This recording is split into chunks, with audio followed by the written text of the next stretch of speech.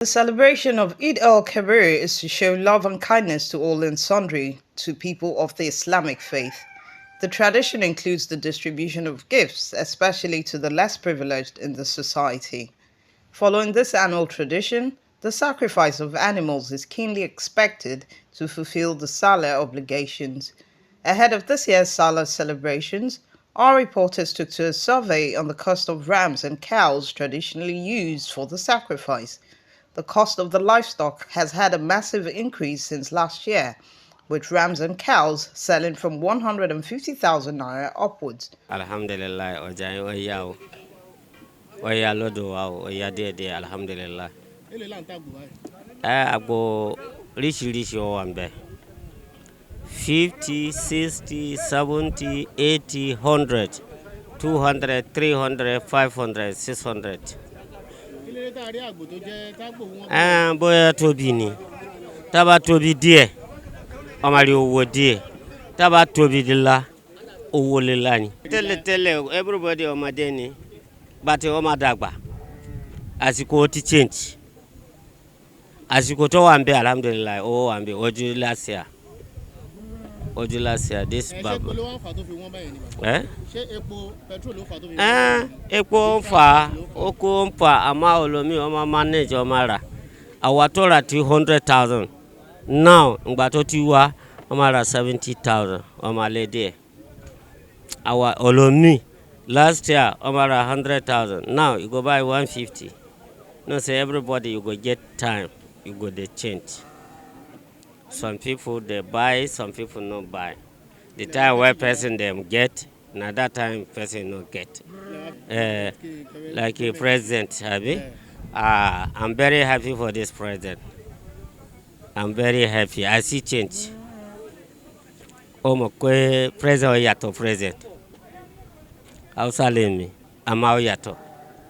Asikoto ambe omagbadun die ju last year. Only so many my customer you have chance to buy. So many customer now person no they complain.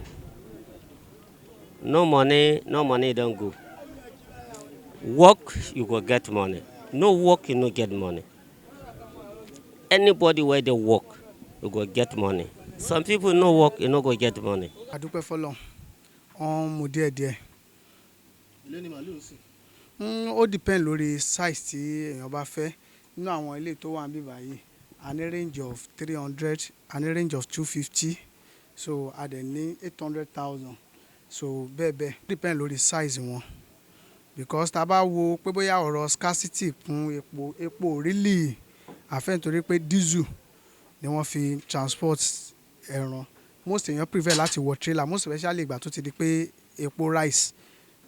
So àwọn èèyàn ò lè gba counter. The only thing ni pé trailer wà stress. Irú journey tó yẹ kán dé ní bóyá bí a day tán bá wọ trailer ó lè jẹ́ 2 to 3 days kó tó di pé wọ́n máa dé. À ń lọ sí Zamfara State, Kasuadaji, Wonke, Mada, Guzo Market. In an exclusive interview with some stakeholders at the Olale market at Iporin, Lagos State, traders bemoaned the upsurge of prices on the increase of PMS, popularly known as petrol, as the major reason behind the high price increase. Àwọn màlúù 400, 420, 350, 370. Owó mọ́tò yẹn ti pọ̀ jù ní 1.4 la gbé mọ́tò. So láti Yobe 4 million la gbé trailer kan. So orí ẹ̀ náà dẹ̀ la máa ṣí sí. So kò sí báyìí fẹ́ ṣe. Kọ́ máa ṣe kó dẹrùn tó wà lọ́nà mi. Ọ̀nà ta ní náà ni. Tó tá bá ṣọdún tó ń tàbá sọ pé àtajà ọdún aṣá máa tajà lẹ́yìn ọdún. Bó tó bá ti wọ́n jù èèyàn go lè rí customer. So wọ́n máa sá ni. So kan jọba jọ kó ṣàánú wa. Kó bá wa sọ̀rọ̀ epo yìí. Kí ó gbẹ kó gún régé. Equals to I go tell you equals too much. This year equals you passed last year's come. Everything equals too much. Ram now go sell like 300,000 up 300,000 250 250. Cow go sell 1 million 1 million na see na everything what you cost na petrol you cost bo ali for no get aru na you go problem. Everything for Nigeria. Person you cry anywhere. Put your cost. Everything cost. They made an appeal to the government to make an intervention to ease the current situation so as to enable their businesses to duly thrive.